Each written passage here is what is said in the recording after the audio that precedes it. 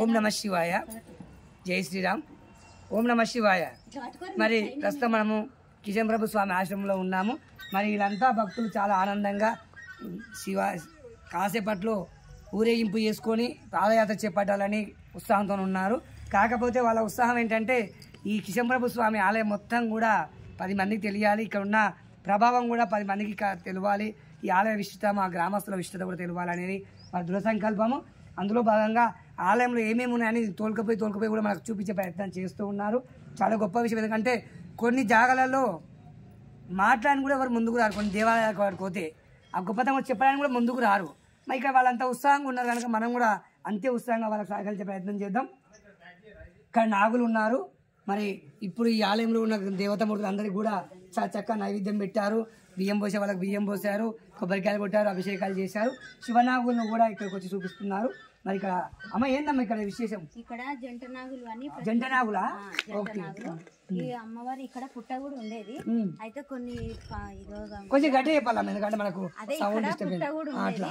కొన్ని అనుమతుల వల్ల తీయడం జరిగింది. అంటే ఇక కార్యక్రమాలు జరగడం కాబట్టి మళ్ళీ నాగులు ప్రతిష్ఠించినాము. పుట్ట తీసినందుకు అదే జాగాలో నాగులు ప్రతిష్ఠించినాము. ఇక్కడ బాటసారులు కూడా ఎవరు ఏమి మొక్కుకున్నా నాగులకి ఇట్లా వచ్చి మొక్కుకొని పుట్ట మొక్కిపోతే వాళ్ళకి పనులు జరుగుతాయి. ఎప్పుడు అందుబాటులో ఉంటాడు స్వామి. నాగదోషం కూడా పోయే అవకాశాలు ఉన్నాయి. అవకాశం ఉంది. మా ప్రభు దగ్గర మా నాగు మా ఆంజనేయ స్వామి అందరు ఇక్కడ ప్రతిష్ఠిస్తున్నాం. మంచి విశిష్టత జంట నాగులు ఉండడము. కొన్ని ఇద్దరికి ఇబ్బందులు ఉంటే పూజ అందుబాటులో. మురళి గారు చెప్పండి, ఆలయంలో ఇలాంటి ఆరాధన శని ప్రభు పరమపదించినప్పుడు ఆరాధన జరుగుతుంది. ఆరాధనలు 2 జరుగుతాయి. బాగా వాళ్ళ శిష్యుడు లక్ష్మణ్ దాసు ఆయన దినదిన అభివృద్ధి జరుగుతుంటది. ఇక్కడ ఇప్పుడు 10-15 లక్షలు మండపం ఏమన్నా గవర్నమెంట్ దాతలు గ్రామస్తులు కలుపుకొని పెద్దగా చాలా పెద్దగా కడుతున్నారు. అభివృద్ధి జరుగుతుంది. ఏమి ఎట్లా అనిపిస్తుంది? ప్రతిరోజు మీ ఊళ్ళో ఏదో ఒకటి జరుగుతూనే ఉంది కదా. పెట్టిన పేరు ఇది ఆధ్యాత్మిక గ్రామానికి పెట్టిన ఎస్ఎస్సి మాత్రమే చదువుకున్నాము. మరి ఈ ఆధ్యాత్మిక అనుబంధం మీ పుట్ట జరిగింది ఏం లేదా చిన్నప్పటి నుంచి ఆధ్యాత్మిక అవుతాయి. గుడి గురించి ఒక్క మాట చెప్పండి. కిషన్ ప్రభు అనే ఒక అతనే ఈడ శివలింగాన్ని ప్రతిష్టానికి మూలకర్త ఆయన్ని. ఇక్కడ మొత్తం తపస్సు చేయడం వలన గ్రామస్తులు చూసి అన్ని కూడా గ్రామస్తులు సహకారం చేశారు, తోడ్పాటు చూడండి. మరి ఇక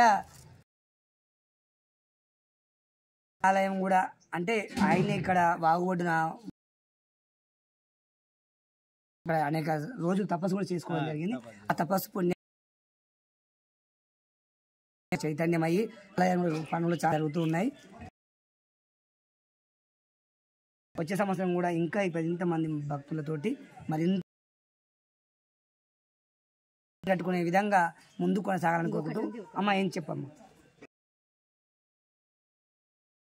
కూడా ముగ్గురుతోనే మొదలు పెట్టారు. ప్రారంభమైతే ముగ్గురుతో చుట్టుముట్టు ఏరియాలో అంతటా అయ్యేది. మన ఊరు కళ్యాణం ముగ్గురుతో 300 ఎంతో అద్భుతంగా. మళ్ళీ ప్రత్యేకంగా 25వ సంవత్సరంలో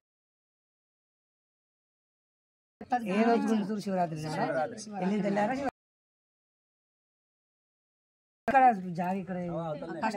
చూడండి. ఈ సంవత్సరం మరి